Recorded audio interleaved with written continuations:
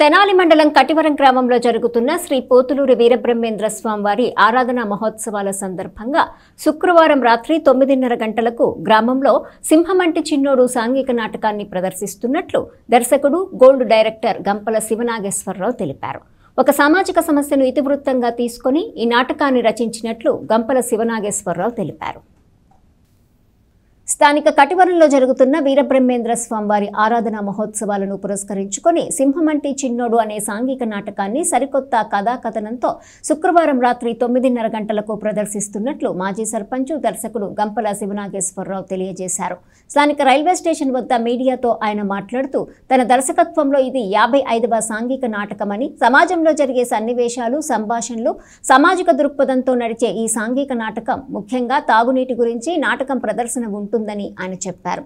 ఆంధ్రప్రదేశ్ సస్యశ్యామలమవుతుందని, ప్రతి రాజకీయ నాయకులు చెప్పే నీతి నిజాయితీలకు అద్దం పట్టే నాటకం సింహమంటి చిన్నోడు నాటకమని తెలిపారు. దీనిలో తారాగణం బెల్లంకొండ వెంకట్, రామరాజు, శ్రీనివాసరావు, రామారావు, రమేష్ బాబు, విజయసారథి బాబు, లక్ష్మణ్ రాజు, కొండమరాజు, రోజా, కుమారి, సంధ్య, అశోక్ గజపతిరాజు, లక్కరాజు బుజ్జి, గోపీరాజ్, శ్రీనివాసరావు రెడ్డి తమ పాత్రలకు ప్రాణం పోశారని ఆయన అన్నారు.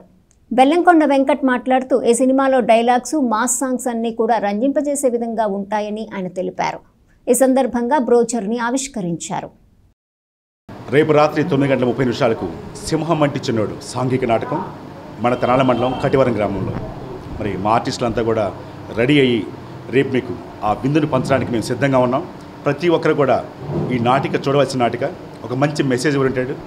దీంట్లో మరి కథ, స్టేజ్ ప్లే, స్టోరీ కానీ ప్రతి ఒక్కటి కూడా డైలాగ్స్ అయినా సంభాషణలు ఎంత అద్భుతంగా రాశారంటే శివనాగేశ్వర గారు, నిజంగా గంపల శివనాగేశ్వర గారు హ్యాట్స్ ఆఫ్ అని చెప్పాలి.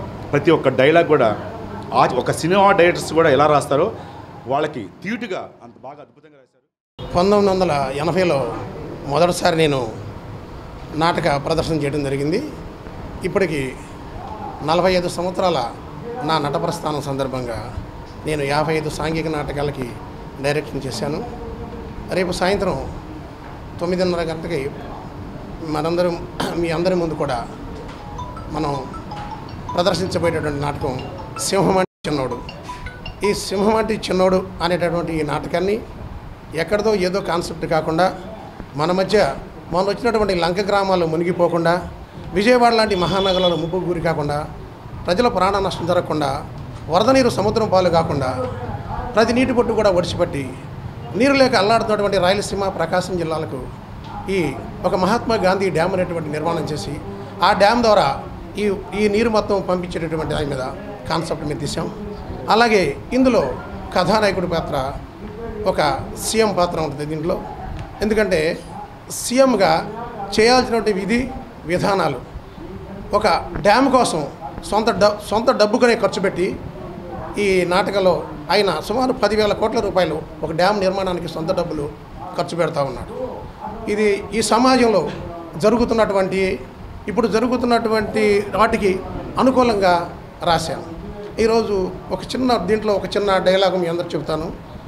రాయలసీమలో పుట్టి రాష్ట్రానికి ముఖ్యమంత్రులై రాష్ట్రాన్ని పరిపాలిస్తున్న రాజకీయ నాయకులు రాయలసీమను రత్నాలసీమ చేస్తామన్నారు.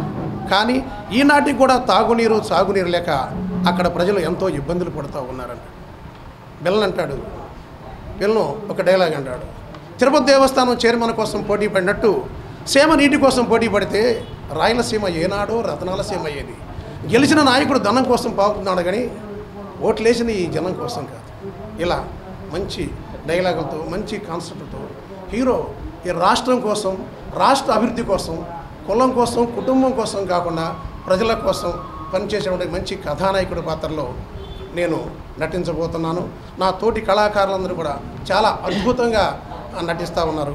ఈ యొక్క నాటకాన్ని తిలకించి మమ్మల్ని ఆనందం చేస్తారని చెప్పి మీ అందరికీ కూడా నేను మనస్ఫూర్తిగా మరొకసారి ధన్యవాదాలు తెలియజేసుకుంటాను.